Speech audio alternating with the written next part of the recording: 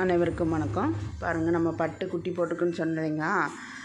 நான் டெய்லி போய் அந்த குட்டியில் ஓர்சல் பண்ணி ஒரு இடத்துல சாக்கு விரித்து எடுத்து போட்டு வந்திருக்கேன். ஆனால் அது தன்னோட குழந்தையில எப்படி பாதுகாக்குதுன்னு பாருங்களேன். நான் நிற்கிறேன், குழியை பறிச்சிட்ருக்கு இன்னொரு செடி பக்கத்தில். தூக்கி இந்த பொறி உருண்டைகளை கொண்டு போய் ஒரு ஓரமாக போட்டு விட்டது. தினமும் போக வேண்டியது, அதை எடுத்து கொண்டு வந்து சாக்கில் போட வேண்டியது. அப்புறம் நான் சாயந்தரம் வந்து பார்த்தா அந்த பொறி உருண்டை பூரா அங்கே கிடக்க வேண்டியது.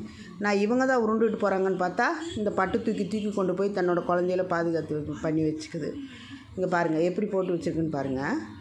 அந்த குழிக்குள்ளே தினமும் போய் தான் எடுத்து போட்டு வச்சு தான் வர்றேன். ஆனால் மறுபடியும் கொண்டு போய் போட்டுருது. என்ன பண்ணுறதுன்னு தெரியல.